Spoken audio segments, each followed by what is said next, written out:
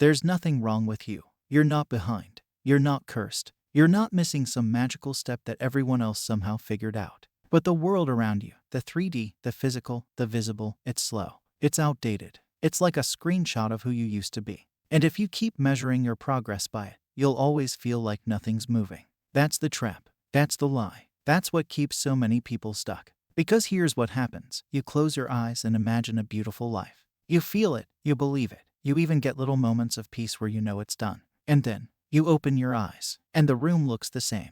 The text still hasn't come. The money's still tight. The mirror still reflects back the same body. So what do? You start doubting. You go on YouTube. You look for another technique. You ask yourself, what am I doing wrong?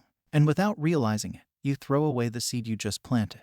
This physical world, your bank account, your phone, your job, your body, it's not the cause. It's the result. It's the echo. It's the effect of a previous assumption you once held. And trying to change the 3D by reacting to it is like yelling at a mirror, hoping your reflection will smile. It doesn't work. It's not how reality moves. The 3D is a report card from the past. It's not a prophecy. It's not your future. It's not even real in the way you think it is. Because by the time it shows up, it's already over. What creates your world, what actually determines what you'll live tomorrow, is your inner world. Your imagination. Your 4D, the invisible realm where you select your state, where you decide what is true, and where you embody the version of yourself that already has it. That's the source. That's the cause. That's the only place that matters if you want to see fast, lasting change. But here's the real issue. Most people don't live from the 4D.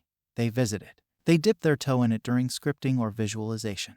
But they wake up every morning and worship the 3D. They scroll through it. They stress over it. They plead with it. They check it like it's God. They beg the 4D to change the 3D, but they're still giving all their power to what's visible. And you cannot serve two masters. Most people think they're manifesting, but they're really just reacting. They assume they're being faithful, but what they're really doing is waiting. Waiting for proof. Waiting for movement. Waiting for signs. But true faith has nothing to do with feelings and everything to do with loyalty. It's being loyal to the unseen world when the seen world feels completely opposite. It's choosing to dwell in the assumption that your desire is already yours, even when your senses scream otherwise. That's the work. That's the shift. That's where the whole game changes. It's easy to feel aligned when things are going your way. It's easy to believe when the text comes, the money flows, the body shifts. But the moment it doesn't, that's when most people cave. They spiral. They chase. They cry, why isn't it working? But here's the thing, it is working. It's always working. You're always manifesting. You're always creating. The question is, which world are you being faithful to? You don't manifest by fixing the 3D. You manifest by abandoning it. You don't get the relationship by checking your phone every 5 minutes. You get it by dwelling in the state of I am already chosen. You don't manifest wealth by obsessing over your current bills. You do it by walking as the version of you who already lives in abundance. You don't change your body by staring at the mirror and judging it. You change it by stepping into the version of you who already feels healthy, radiant, alive. You don't need to fight the 3D. You need to go blind to it. Think about this. You plant a seed in the ground. You cover it with soil. You water it. And then you walk away, trusting that it will grow. You don't dig it up every hour to check if it's sprouting. You don't panic because it looks like nothing's happening. You know there's an invisible process at work. That's how manifestation works. But most people keep digging up the seed. They keep changing their story. They keep reacting to the old version of reality. And then they wonder why it's not growing. The truth is, most of your current 3D is just old news. It's what you used to believe. It's the lagging indicator of your past self. And the more you obsess over it, the longer it takes to shift. Not because your desire isn't yours, but because your state keeps switching. 1 minute you're in, it's done. And the next, you're in, but where is it? 1 minute you're God of your reality, and the next, you're the beggar. That constant movement is why you feel stuck. The delay isn't punishment. It's grace. It's time catching up. But you have to hold the state long enough for the mirror to catch up to the new face. That means staying in the 4D, where it's already done. Where you already have it. Where there's nothing to wait for. You're not manifesting a person. You're not manifesting money. You're not manifesting a number on the scale. You're manifesting a state. And when you live in a new state, the world must conform. That's the law. You don't need to visualize every day to make it happen. You don't need to affirm 1,000 times. Those are tools, not rules. The only thing that creates is assumption. The knowing. The embodiment. The silent decision that this is now who I am. Everything flows from that. You don't try to manifest wealth. You live in the state of I am wealthy, and you let the world echo it back. You don't chase a person. You dwell in the state of I am chosen. and that version of you naturally experiences love. You don't fix the outside, you shift the inside. And your new reality must follow. The world is a mirror. It has no choice but to reflect. But the mirror is slow. And that's okay. That's why persistence matters. That's why inner silence matters. That's why you don't panic just because the reflection hasn't caught up yet. You remember, I am in the 4D now. This is where creation happens. This is what's real. You were never stuck. You were never doing it wrong. You were just hypnotized by the 3D. You were staring at the screen, thinking that was real life. But the projector, the thing actually creating the scene, was always inside you. And the moment you turn your attention inward, the whole show begins to change. You don't need more tools. You don't need another method. You need to live from the end and refuse to look back. You need to pick your state and wear it like skin. You need to drop the obsession with signs and step into certainty. Because signs follow, they don't lead. And life isn't waiting to give you your desire. It's waiting for you to become the version of you who already has it. This is the truth most people don't want to hear. You don't get your desire by needing it. You get it by not needing it. Not because it's wrong to want, but because the state of needing is the state of lack. And you can't manifest fulfillment from lack. You manifest it from fullness, from knowing, from being. That's the paradox. That's the secret. That's the shift. The 3D doesn't need to change first. You do. And not by force, but by assumption. Quiet, radical, inner knowing that doesn't beg or bargain or chase. Just decides, and holds, and lets the world rearrange itself around that. Right now, in this very moment, you have the power to change your entire life. Not by changing your job, or your body, or your relationship, but by changing your state. By going within. By closing your eyes and seeing the world you actually want to live in, and then refusing to leave it, no matter what your current life looks like. That's how fast it can shift. That's how powerful you are. That's what Neville meant when he said imagination is reality. You're not at the mercy of this world. You're not stuck because of your past. You're not waiting for life to give you permission.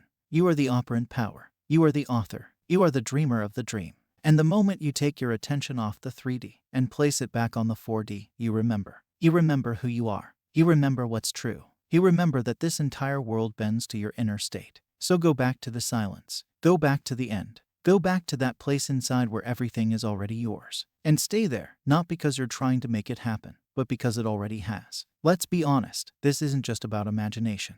It's about identity. When you try to live in the 4D while the 3D looks like the opposite, you're not just battling circumstances. You're shedding an old self. You're leaving behind the version of you who was used to struggling, doubting, surviving. And even if that old self was in pain, at least it was familiar. At least it felt safe. At least you knew how to play that role. But the version of you who already has what you want, that's unfamiliar territory. That version doesn't need to obsess, check, control. That version doesn't chase. That version doesn't spiral when there's a delay. And stepping into that version, fully, deeply, permanently, means letting go of who you thought you were. It means dying to the old self. And that's why it feels hard sometimes. Not because you're weak, but because you're transforming. Resistance isn't proof that it's not working. It's proof that something inside is shifting.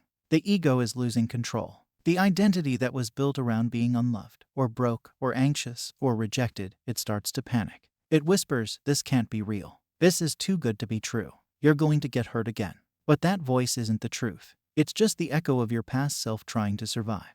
Let it be loud, but don't let it lead. Because if you wait until the resistance is gone to live in the 4D, you'll be waiting forever. You don't need to feel perfect to persist. You just need to choose. You just need to return. Again and again. Quietly, boldly, gently, without needing instant proof. Without waiting for the 3D to catch up.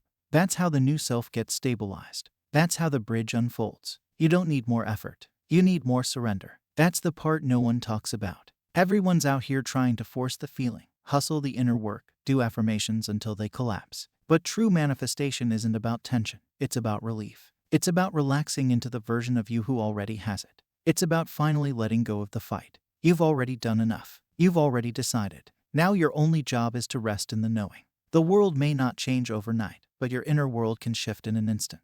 And once that shift happens, once you finally let go of waiting and live as if it's done, the outer world has no choice but to rearrange. Not because you begged it to, but because you became a new version of yourself. Persisting doesn't mean forcing. It means returning. Returning to the state of the wish fulfilled. Returning to the version of you who already has it. Returning to the end, not because you're trying to get there, but because you already are there. You're not going to manifest, you already did. It's done in the 4D, and the 3D is just catching up. That's how fast your life can change. That's how much power you hold. You are not your circumstances. You are not your past. You are not your fears. You are awareness. You are imagination. You are the cause. And the more you stop reacting to the 3D and start living from the 4D, the faster everything shifts. So if the world still looks the same today, that's okay. That doesn't mean your manifestation failed. That means you're standing in the middle of the bridge, and the old version of life is dissolving. Don't turn around. Don't panic. Don't dig up the seat again.